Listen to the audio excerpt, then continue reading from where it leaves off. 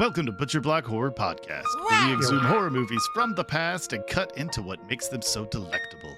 I'm Kane. I'm JD. And I'm Joe. Hello, Joe. What do you know?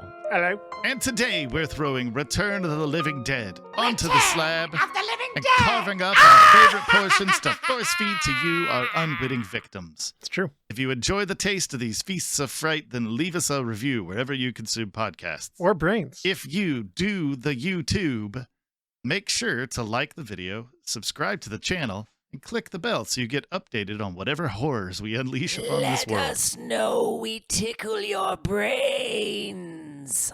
Yeah. We have a website. Sort of. We give you brainworms.com. Yes, sort of. That's where you can join our Funky Fresh Discord server. Or if you're feeling spicy, you can click the link to our Patreon and directly support the show. Do you think that only people feeling spicy click the link, Joe? It is a spicy link. I think it stops the pain of death. Same reason that zombies eat brains in this film. Sure. Interesting. Well, speaking of that, since we're talking about Return of the Living Dead, Uh-huh. JD, why don't you fill us in a little bit on what's going on with that? I also would like to be filled in by JD. I'm going to fill you both in nice and deep. Nice. Return of the Living Dead. Actually, it's pretty cool. It spawned 4 sequels. Very interesting after watching the first one. Just knowing that, and I own a DVD of the second version of this film, but just knowing that there are 2 more that I have not seen, that kind of... We should do a season where we just watch the sequels. The sequel season. Yeah. I'm with it. I agree. This movie actually has 91% on Rotten Tomatoes. I don't always throw that out there, but it seemed like a pretty high rating, so I thought I'd share it.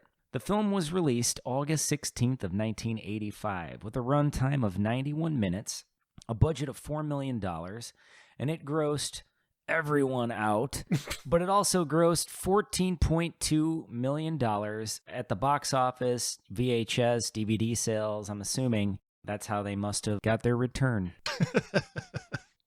Excuse the pun. No, we'll never excuse this There's pun. no excuse for that pun. That was just a terrible pun. Right. As opposed to your other puns, which are... My other puns, which are fantastic. Yeah, very good, yeah. Not dad jokes at all. They're just... Anyway, yeah. I liked this film, and I'm just going to spill this right off the top here. These zombies are a little different because they can't be killed again by the typical headshots as in other zombie films. I always felt that if a zombie apocalypse was happening, at least when I was younger, that if it was Romero zombies, I had a chance, you know? But if it was Return of the Living Dead zombies, if it was Russo zombies, that I was screwed. That there's no surviving that zombie apocalypse. Yeah, these ones just really, they get on you and they keep coming, so... The years start coming and they don't stop coming. Enough of that, Joe. Enough. These zombies were also incredibly chatty. Yeah, they had a lot to say. And they were pretty intelligent creatures as well. Yeah. Right. Send more cops. Yeah, it was paramedics. Yeah, they wanted to eat more paramedics. They were into it. Well, they also did the cops, too. Yeah, they did not stop once they copped. God damn it. So the director of this amazing zombie film, Return of the Living Dead, is none other than Dan O'Bannon, an American screenwriter, director, and even worked a little as a visual effects artist.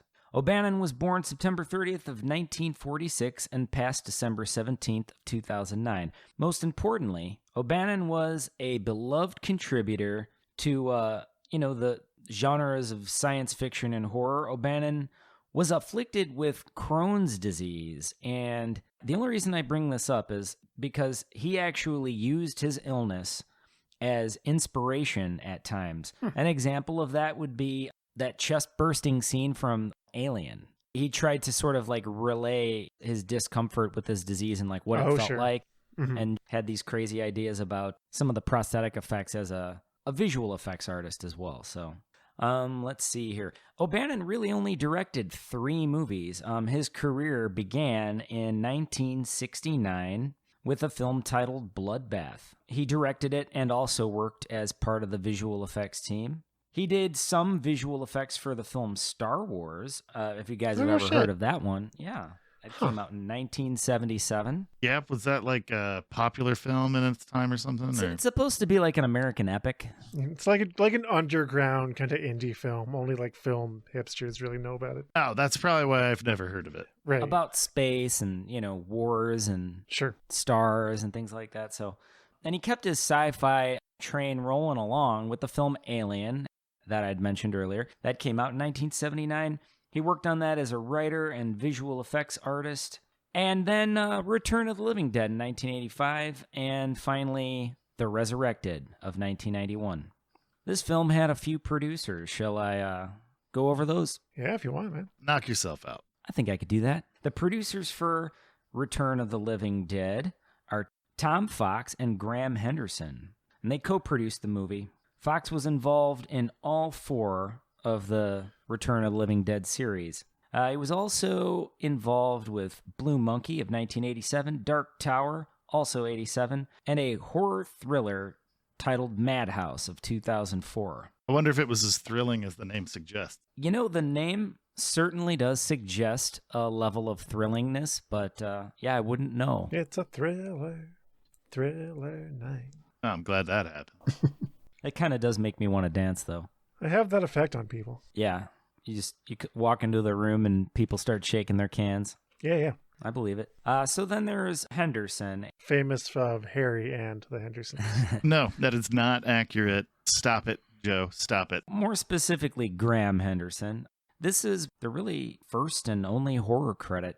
So, real quick, just to get this out there. So, the Return of absolutely. the Living Dead 3 had a huge crush on the lead zombie character in that movie. Not to completely spoil it, since you've never seen it, but she ends up, in order to suppress the desire and need to eat brains, she pierces herself. So she ends up having like glass and jewelry and stuff pierced all over her body. Mhm. And I had a huge crush on her. So we definitely should cover that at some point. Plus, it was produced and directed by Brian Usna. Oh, nice. Excellent. But yeah, so the plot of Return of the Living Dead. Yes.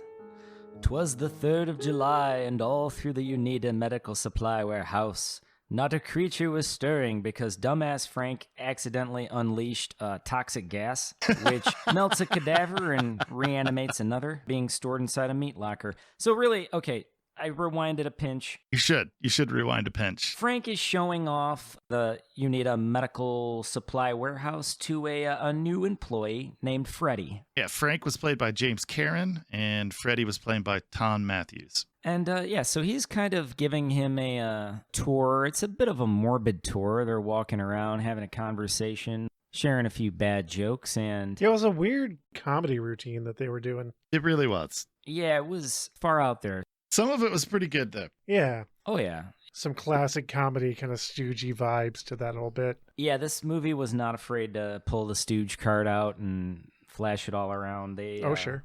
They got their stooge on.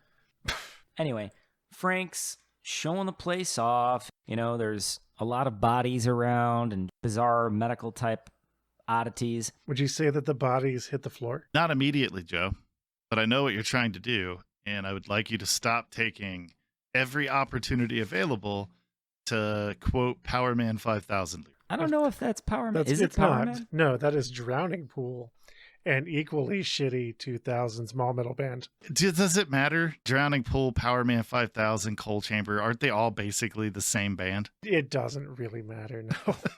I know I don't like them. Yeah, ordinarily, I'd be like, it doesn't matter, but we'll get comments. But honestly, we don't have that many listeners that would care, so Right. it doesn't really matter. This show doesn't attract too many juggalos, I don't feel. Was the Drowning Pool crew like Juggalo bait? I mean, I can see the similar, like, meathead energy. It's hard to know. What can we do to court a more juggalo-centric audience? I think we'd have to advertise Fago. I imagine just claiming to be down with the clown. Yeah. Yeah, down with the clown. Regular, like, Fago giveaways. We might attract a few more. Sure. Talk about hatchets and whatnot.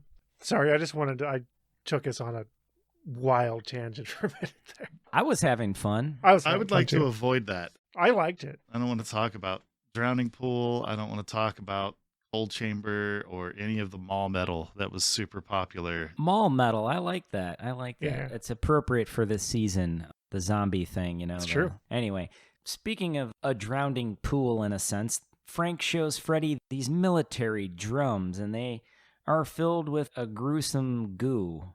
The pair is joined by their boss, Bert, and the three of them make a rather surprising discovery. I don't think it's a surprising discovery. Like, I think what it was is Frank knew it was down there and was trying to show off to the new guy. Right. No, that's a good point. Bert orders Ernie, who works at the nearby mortuary, to incinerate one of the, I guess, zombie bodies. Well, all of them. The half dogs, the guy that they cut up into pieces, just anything that suddenly was unalive again in black bags. It's just like burn it all. Right. This proves to be a horrible idea. Unless you're a zombie. Right. Then you thrive. As the bodies burn, they inadvertently release this deadly gas, which contaminates the air, creating a very toxic rainfall, which in return reanimates an entire cemetery full of corpses. And earlier they made the discovery pertaining to the zombies that each part of the undead can animate and survive independently from the whole body.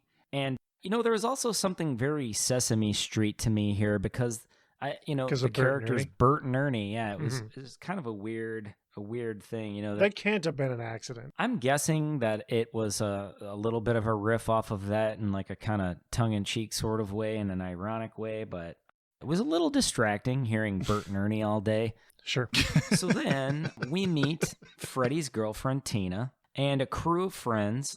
We have... Hold on one second. We're going to do this one at a time so I don't have to, like, backtrack, right? So Tina was played by Beverly Randolph. Okay. Bert was played by Clu Gulager. Clu Gulager. Yeah. He was in a lot of stuff in the 80s. Next, we have Trash, who was played by Linnea Quigley, which she is an amazing figure within the horror community. She's been in quite a few horror films. Mm-hmm. Excellent. Then we've got Brian Peck as Scuzz. That's a cool nickname.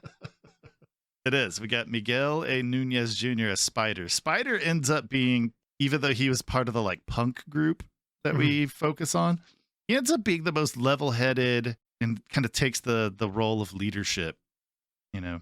Yeah. He was a good punker. He had a sense of civic duty or responsibility. He had care for others. Yeah. And then we had John Philbin, who was playing Chuck, Jewel Shepard as Casey, and Mark Venturini as Suicide. And that's the whole little punk rock group that we end up focusing on for a good chunk of the film. So then, you know, we get our crew and they all arrive at the cemetery to meet up with Freddy. And we learn that Trash is a bit of an exhibitionist. Yeah.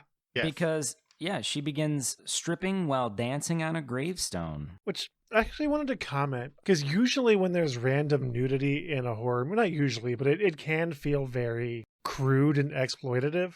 In this case, it just seemed like Trash liked being nude. Yep. She just enjoyed it. And I feel like the group of friends that she was hanging out with had gotten so used to her doing that it became like a show. Mm-hmm. Because they're like walking around her with emergency flares lit. And there's even a point where one of the other friends in the group gives her shit. She's like, the show's over. Put your clothes back on. Yeah, they didn't seem to objectify her. It was more about, this is her personality. Like, let her be her, do her thing. Yeah. Much like what I understand about our mutual friend David in his younger years. Yep. We used to just tell David to get naked, and no matter where we were, he would just do it. Yeah, well, an exhibitionist at heart, I guess. So Tina heads to the warehouse first, and of course, horror movie logic, wanders down into the basement, and she is greeted by a horribly disfigured, very gooey cadaver. Nicknamed Tarman. Tarman, yes. Was assumed to be dissolved, but clearly not. The others arrive shortly after and rescue her just in the nick of time. Not a moment too soon. Tarman was played by Alan Troutman, but that zombie showed problem solving, skill use, tool use. It's like, oh, she's locked herself in this closet. Oh, well, I've got this chain and this pulley, and I'm going to rip that door right off the hinges. Right. And you almost wonder, by the gooey nature of the rest of Tarman's person, how was their brain intact enough to use those tools and make those decisions? Maybe it's just a side effect of the trioxin poison. Could be. Maybe the trioxin chemical, not only does it reanimate the brain and the body, but maybe it actually reforges connections, like, and whatever neurons and brain matter isn't completely desiccated, it just reconnects all of those connectors and, you know, fires it back up again. I don't know. In order to facilitate evil. I could dig it. It's not even so much evil. The zombies aren't evil. They just want brains to They just stop want the brains. pain. Yep. In fact, I would argue that Return of the Living Dead zombies are far more tragic than the Romero zombies or some of the other zombies, where they're just mindless, walking forward, Right. you know, looking for food. These are sentient beings. Yep. They have reflection. They're able to reflect. They're able to answer questions and make some sense. It's probably not at all what anyone wants to hear, but, you know, they're doing their thing. So, ironically, suicide is killed in the process of everyone trying to save Tina. And then, so Casey recognizes that Freddy was alone in the mortuary. So everyone wanders over in an attempt to reach him. However, they're encountered, well, more like ambushed by a group of re-emerging zombies. Trash is killed. Chuck and Casey take off. She's actually killed the way that she talked about wanting, like thinking that like was the worst way to die would be to have a bunch of old men biting and eating her. Yeah. And that's how she lets loose this mortal coil. Yeah, there were a good number of occasions where foreshadowing was used in the storytelling, and yeah, that was another example. So they kind of split back to the warehouse. So now Spider, Tina, and Scuzz make their way into the mortuary, and the threesome discover Frank and Freddy growing ill from the gas exposure. They kind of got it sprayed into their faces, and yeah, nothing ever good comes of that. So then we have some paramedics involved, and they use some medical testing to determine that the pair are no longer alive. Not really ruled out as alive completely, because they're talking, and that's the logic. They're like, well, you can't be dead because dead people don't talk. Right. Bert and Ernie, they're barricading the mortuary. Scuzz is killed while defending the barricade. Zombies eat the police and the paramedics, and they order more. Yeah, it was kind of like the zombie version of Uber Eats. Sure. Exactly. I would like to state, since I did not mention it earlier, that Ernie was played by Don Calfa. Excellent. So yeah, we're back to Frank and Freddy, and they are showing signs of transformation into their zombie form. They did that cool thing again where they took what actually happens to a corpse during, the first 48 hours or whatever. Lividity. Lividity, like the blood's pulling into the back. Mm-hmm. That was pretty fun. Yeah. Yeah, they did get pretty realistic with some of it in moments, and I did appreciate a lot of the makeup effects, and I'm actually really excited to talk about Alan A. Apone. That was one of the special effects makeup artists, but we'll get to that. So yeah, they're showing big-time signs of their zombie transformation, so Bert has them locked in the chapel. Tina winds up there too because she refuses to part with her man, Freddy. The lovebirds. So Freddy, eventually though, he tries eating Tina, so that doesn't go well for her. Bert, Ernie, and Spider, they rescue her though, after she busts her dude in the belly with like some type of floor stand or whatever that was. They bust their way into the chapel. Frank maintains some control of his mind and manages to escape the chaos.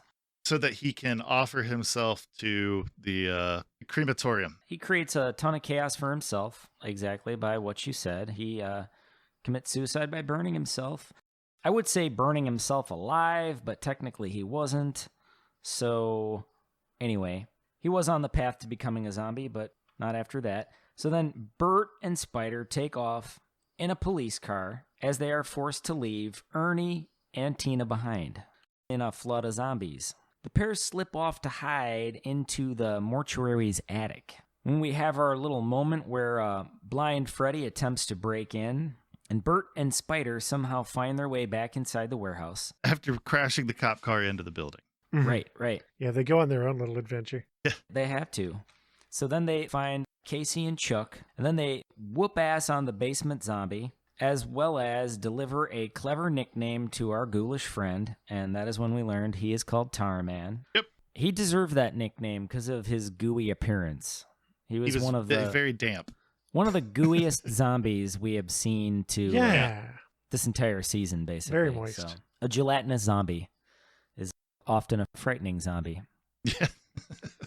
Ooey and gooey. Oh, absolutely. So Bert tries calling the police, but learns that they have all been obliterated by the zombie hordes. Bert then decides to call the phone number on one of those military drums, sort of as foreshadowed earlier in the film. In case of emergency. Right.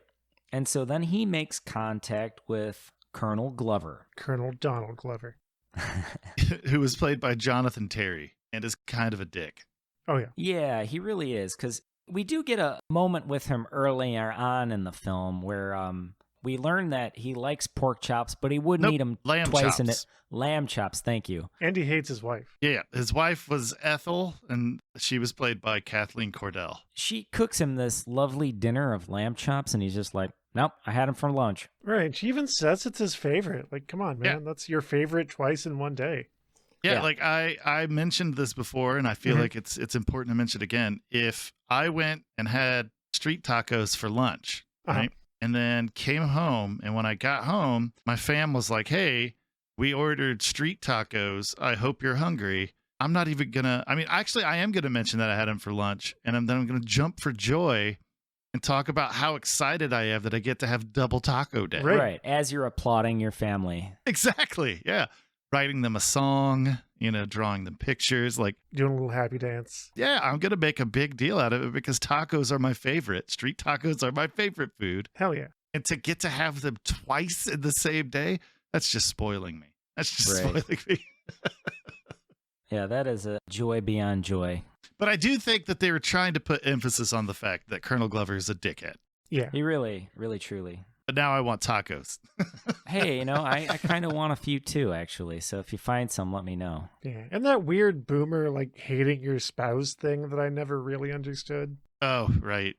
Sadly, Yeah, it's kind of dumb. yeah, because his spouse was a much lovelier person than he was. So Oh, sure. Exactly. Which might be why he had so much animosity towards her. I know we're not gonna just like dig into this and like dissect their relationship, right? Right. We're not Dr. Phil. Exactly. But I do think that his life was awful, apparently, like being at work and whatnot. And so in order to make her life as bad as his, I think he was a shit stick. Right. Yeah, maybe the military just broke him down and never built him back up, Something along those lines. I mean, I suppose that's possible. He remained a turd burglar, though. He really did, so. He was just a turd. That's true. He didn't collect turds. He was just a turd. He gave me that kind of energy, though. Like, I just imagine him just picking up turds and just being present with them. That's really specific. Yeah, that's what I do. All right. So they make contact with Colonel Glover. He's notified of the zombie invasion, so then Glover has the town destroyed by a nuclear artillery strike on the morning of July 4th, killing Bert and all the other survivors. So the nuclear strike is over Louisville, and Glover is quite pleased with the results of the mission. He sort of gives himself a little pat on the back, but perhaps a bit too soon, because Right. as the toxic rain pours down, and it's like putting out fires and whatever, it's kind of limiting the appearance of destruction. However, it's quite the opposite, because then you begin to hear these blood-curdling screams from the corpses below, and it can be heard from their graves, indicating a secondary wave of zombies to come. Sequel hook. Yep. Yep, sequel. Spoiler alert. And so that's kind of the note we leave on.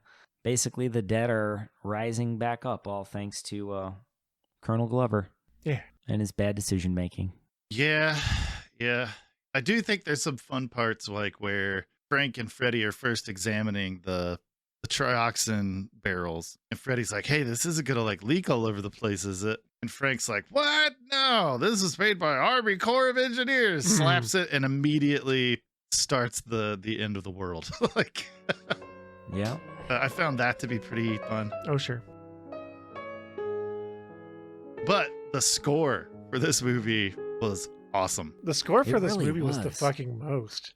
Dude, it was so good. It really was. The fact that you end up having the Cramps, 45 Grave, Flesh Mhm. Eaters, Rocky Erickson, The Damned, there's just so much good stuff happening in this soundtrack. Mhm. And then on top of that, you have Francis Haynes doing some pretty interesting tracks on the side when it's not playing, punk rock or death rock bands. Right. It was some pretty good stuff. I was pretty excited with it.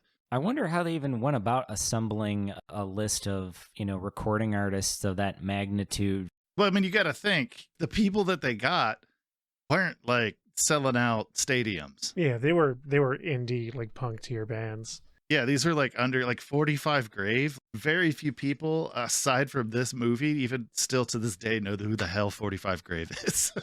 Which, you figure whoever made that selection of those groups must have had the most amazing taste in music. It was solid. I actually met Dinah Cancer in 2007. I was working with a group and we were booking goth bands and death rock bands to play in Cincinnati because no one ever plays Cincinnati. Yeah. And we actually got 45 Grave to come play. And she is absolutely as wild and crazy. She was just as wild and crazy then as she was in like the 90s. Nice. It was a really fun show. But yeah, the score was really fun. Joe, before we move on to special effects, do you want to talk about the cinematographer and the writer? Yeah, give me just a second. I need to organize something. I'll organize your face. What? Damn.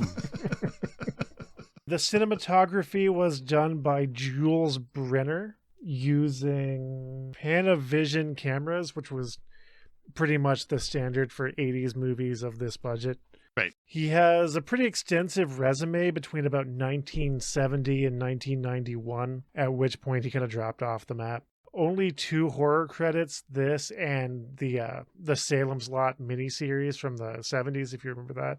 And Teen Wolf 2, which is kind of horror adjacent. Right. But he also worked on MacGyver and Cheech and Chong's Up in Smoke. Oh, wow. The cinematography in this movie was fine. It didn't feel very horror-y, which made sense given the vibe of the movie. Right. But one thing I did notice, and I actually wanted to see if you noticed it as well, and if you've seen older like VHS cuts of this movie, if you can speak to it, it felt like the widescreen alteration cut off the top of the screen a lot of the time. A little bit. Yeah, and I wasn't sure. It felt like that's what it was, is when they converted it to widescreen, it was kind of a result of that.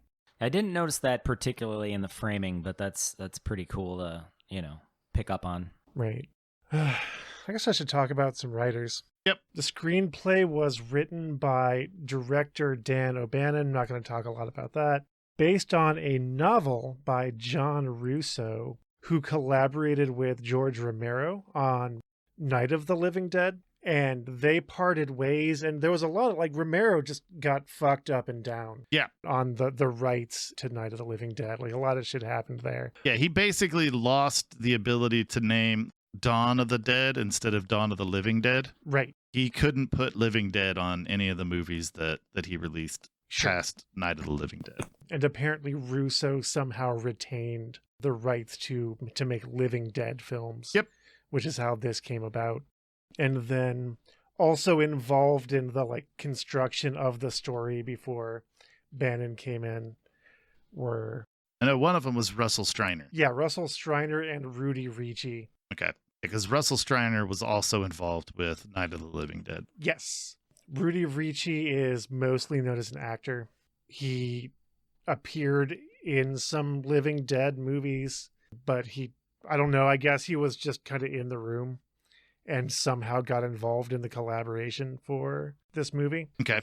And then, John Russo has just done all the things. He's a writer, director, actor. And Russell Streiner was Johnny in Night of the and Russell Living Dead. Streiner played Johnny. Also not really a screenwriter. Right. I assume he was just somebody's buddy and they like talked over it. It's a weird kind of clusterfuck because the story was already a book. Right. And then the writer of the book and two other dudes who weren't really screenwriters somehow collaborated on the story. And then Dan O'Bannon came in and wrote the screenplay. Right. And that seems like a weird game of telephone. But yeah, that's how that came about. Interesting. Yeah. JD, Yes, sir. why don't you tell us a little bit about the special effects? Yes, absolutely. This movie has some pretty amazing special effects and horror makeup effects artists involved. We have a pair of McCarthys. We have Bob and Kevin McCarthy. And I am not 100% sure what the relation is there, but it might just be the same last name, the same spelling and everything. But they are responsible for a ton of 80s and 90s horror classics. Some sci-fi stuff as well. Bob started his career in 1966, which is kind of weird because it was on a pair of episodes with the Jackie Gleason show, completely unrelated to horror, but then took a bit of a hiatus and then reemerged in 1986 or 85 with Return of the Living Dead. Then he worked on Phantasm 2, 1988. And then worked with David Lynch on Twin Peaks Fire Walk Nice. with Me, 1992. Can we just settle on the fact that David Lynch is a hack? All right. No, Get because out I of think here. because I think that your intention is to goad me and possibly JD into some kind of argument. Yeah, that's going to work too, because I love David Lynch. Well, I mean, I like David Lynch too, but I'm also aware of Kane's game. It's not a game. There's something there. I'm just telling it like it is. All right. No, that's false information there, sir. That is. David Lynch is a See, hack. what I believe is that media is subjective and people can like different things, Kane. That's true. And that Yes. doesn't speak qualitatively to the thing. It just means that people experience media differently. Yeah. Well said. And I think that if I were to just step up like, no, Kane, I actually think David Lynch is good and here's why, then that would only empower you to just engage us in some tedious It argument would. that It no would. one is going to win. No one's going to win it. It's just a way for me to talk about how much I hate David Right, Lynch. which I know you enjoy. I do. I'm glad that David Lynch makes movies because See, this is what I was trying to avoid. I tend to have friends that really like You David don't have Lynch. friends. I do have friends. I know, They you have a exist. lot of friends. But they like David Lynch films. And I particularly am glad that David Lynch makes movies so that my friends that like those type of movies will like them and want to talk about them. Right. So that I can talk about how much I hate David Lynch. Right, but I know that you'll enjoy that, which is why I refuse to engage with it. You do refuse. It's good. It's good. Your Fair enough, wisdom, so- Joe, it shines through. But JD, I almost got JD. I almost got him. Yeah, you I heard did. it. You had me kind of stirred up. I heard it right on the side. Like Joe was like shutting that shit down, and JD was like, "Wait a minute, what did he just say?" Yeah, my underwear is still in a bunch. Okay, I'm just gonna have to pull it all out after the episode. Yeah, so Bob McCarthy, he also worked on one episode of the TV series Twin Peaks from 1991. At least it was only one. God damn it. So and he worked on another kind of like a thriller horror, Possessed by Night of 1994. Was that sexy as well? Because Possessed by Night sounds like, Sounds sexy. yeah, it sounds like it's teetering on the edge. Like Possessed by Night sounds like there might be some like horror / thriller elements, but there's a lot of nudity. There might be. It's possible. Like the slow kind of not realistic sex scene. That's what I'm and expecting. especially in the year 1994. Like the Skinamax kind of. Yeah. Yeah, I think 1994 brought a lot of that into the world. Just the 90s in general. Yeah, that's very true. So then we have Kevin McCarthy, and he has 95 special effects credits, opening his career in 1985 with this film. I just looked it up. Possessed by the Night was a 1994 erotic thriller. Nice. Nice. With Shannon Tweed, baby. Oh, nice. Yeah, I guess some titles tell it all. Yeah, there were definitely some unrealistically slow sex scenes in that movie. Right. like just too slow, or it's like not mechanically possible to have sex that slow. Right. Specifically to get the angles of what you can and can't show in an R-rated film. Exactly. Right. Yep. And the saxophone. Right. Right. And that saxophone player was definitely wearing a beret. Oh, yeah. I don't know. I think we're gonna have to fall back. This is a possibility that saxophone player was also a beefcake. Chest hair, chains, body oil. Yep. All right. I'm not going to argue. I'm just saying, Lost Boys changed my opinion on what saxophone players were supposed to look like. I just feel like there could be a beret with like a long braid kind of coming down from one side. No, I mean, I'm down with that. I'm down with that. What if they combined their powers, right? What if it was a beret with a long braid, Sure. but they were also a beefcake covered in oil and wearing spandex? So just wearing a beret and leather pants, and that's Gold it. chains. Yeah. God, I need to calm myself down a little bit. Yeah, hit him with some Glistening. water there, Joe. Get the super soaker. You got the ice Glistening cubes in in the there? sun. Oh, yeah. All right. That's a good idea.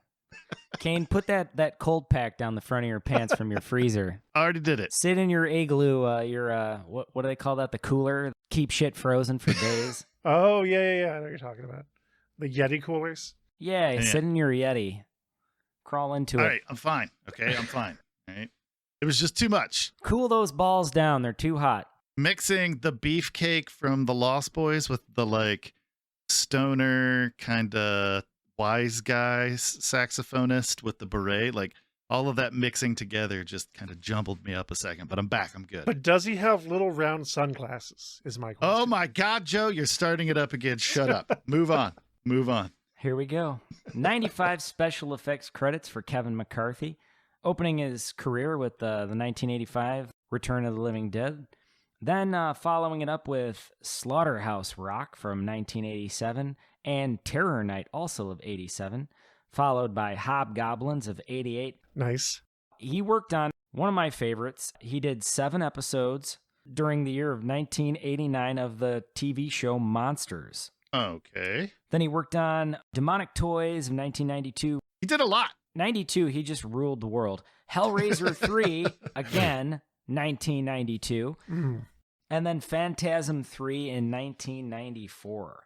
So then I can roll over to the makeup artist for this film, Alan A. Apone. I named him earlier. He has 199 makeup credits. This guy has probably one of the busiest careers, and especially early in his career, as a horror makeup artist. Very well known, very respected. He opened his career in 1978 with Faces of Death. He worked on a bunch of the sequels to Faces of Death, the horror film Prophecy in 1979. Wait. When you say Prophecy, are you talking about the Christopher Walken Angel movie? I don't believe so. I think he was in the one with the, it was kind of like this demon.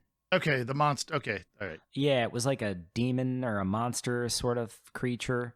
He worked on Friday the 13th, Part 3.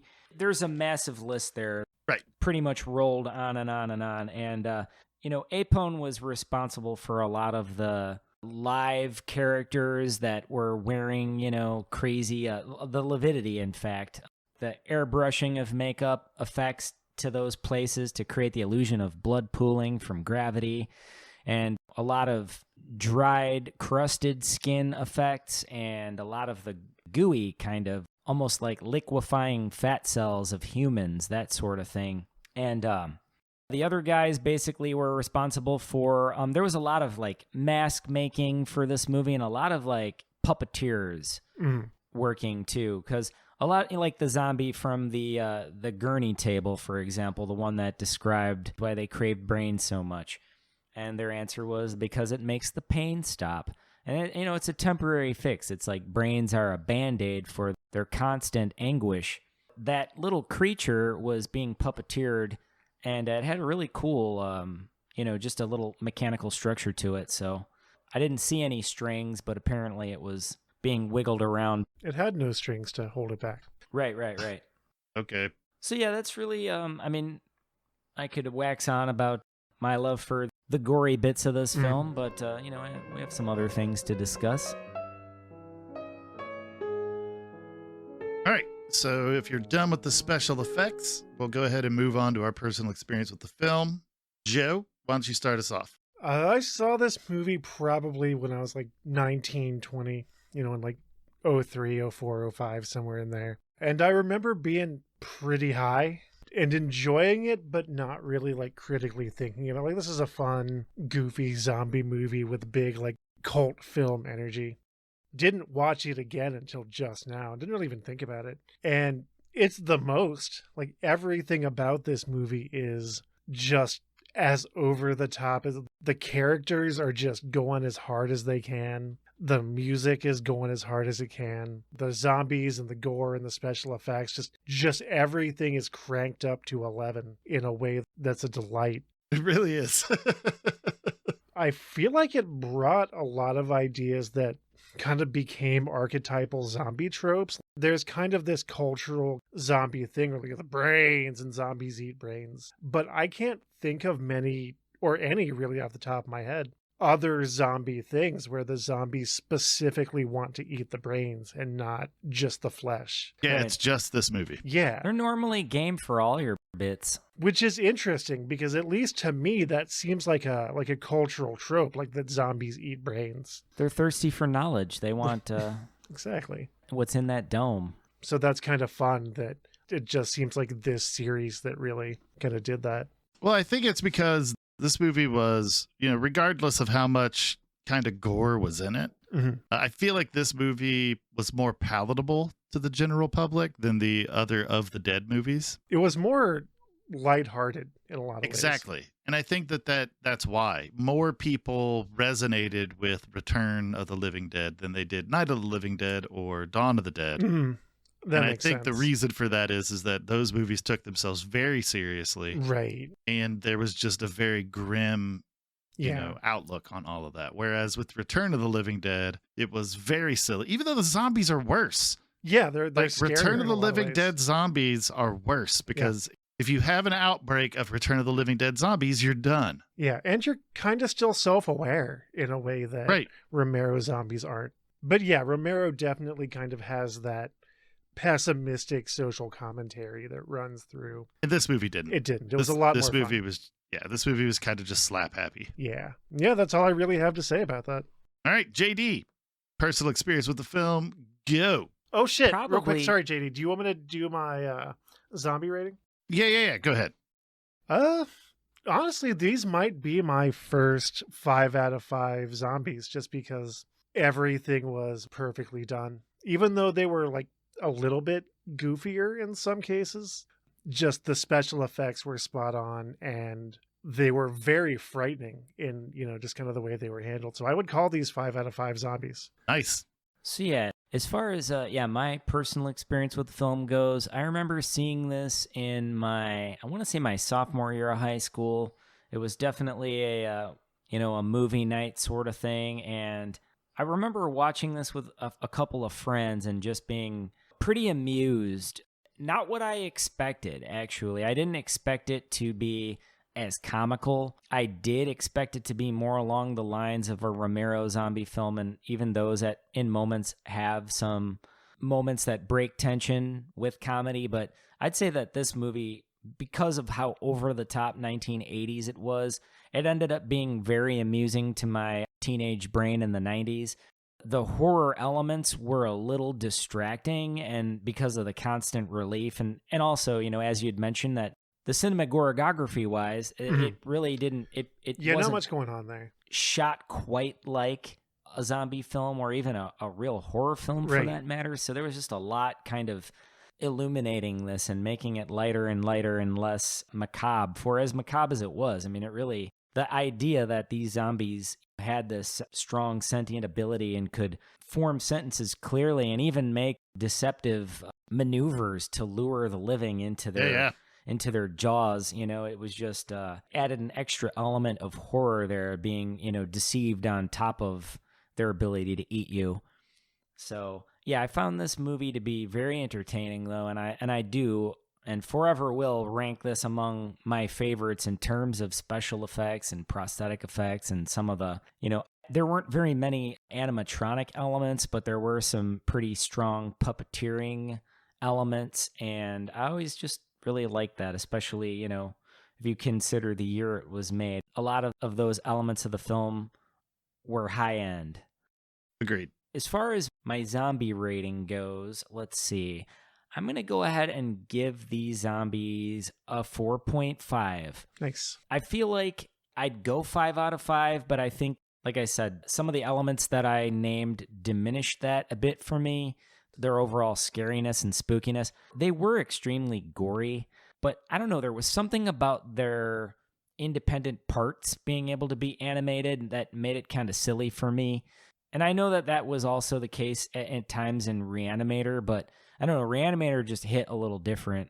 So yeah, I'm going with 4.5, and I'm sticking to it. Excellent. So yeah, Kane, share with us your personal impression of the film. Originally, I was not a big fan of this film. When I was much younger, you know, I had a thing where it was like, you know, night, day, dawn, or night, dawn, day, never return. And the reason for that was I think there was a certain campiness to those zombies. Sure. That I just didn't enjoy. Like when I watched a zombie movie, I wanted that grimness. I had Evil Dead when I wanted to kind of add slapstickiness to the equation. But as I got older and, you know, rewatching Return of the Living Dead 2 and 3 and so on, I was able to actually kind of see past that and look at just how ingenious the idea was. Like zombies that can't be killed. You know, like Romero zombies are scary, but, you know, there's at least a small percentage, but there's still a percentage chance that you could survive that, right? Mm-hmm. There is no surviving Return of the Living Dead zombies. Right. They can not only they can't be killed, but they can also plot evil against you. And Yep. like, yeah, it was just an extra layer of their ability to kill you. So, yeah. So, I mean, it turned into a thing where, you know, if there's like a conversation happening about a zombie apocalypse, one of the first questions I'll ask are Romero zombies or Russo zombies? Are these Night of the Living Dead zombies or Return of the Living Dead zombies? Because I can tell you that if it's Return of the Living Dead zombies, I'm probably going to try to find the quickest exit from this earth that I possibly can. Yeah. But yeah, so I mean, I have fun with it now. I watch it at least once a year, if not more than that. Usually like right when I'm trying to go to bed at night. That sounds really smart. I do enjoy the film. Zombie rating, I think I'm going to go 4 out of 5. Okay. Because while just thinking of the unkillable zombie is terrifying, these zombies were very silly sometimes. And I think that detracts from how scary they actually are. That makes sense. But yeah, that's what I got. Let's see. If you watched Return to the Living Dead, let us know what you think. Mm-hmm. You can find us at WeGiveYouBrainworms.com, as well as anywhere podcasts live. Remember, if you YouTube, to like and subscribe. And click the bell. And definitely click that bell. Maybe leave a comment. Yeah, next week, since we're going into the kind of more comedy angle of zombies, we're covering probably one of the best zombie movies ever made, which is Shaun of the Dead. Hell yeah. So make sure you watch that before listening to us babble on about it. Mm-hmm. Aside from that, does anybody have anything else to say? No, I'm good. All right, JD, sign us off. Au revoir. Bye, everybody. Later, Gators. Yeah, they did not stop once they copped.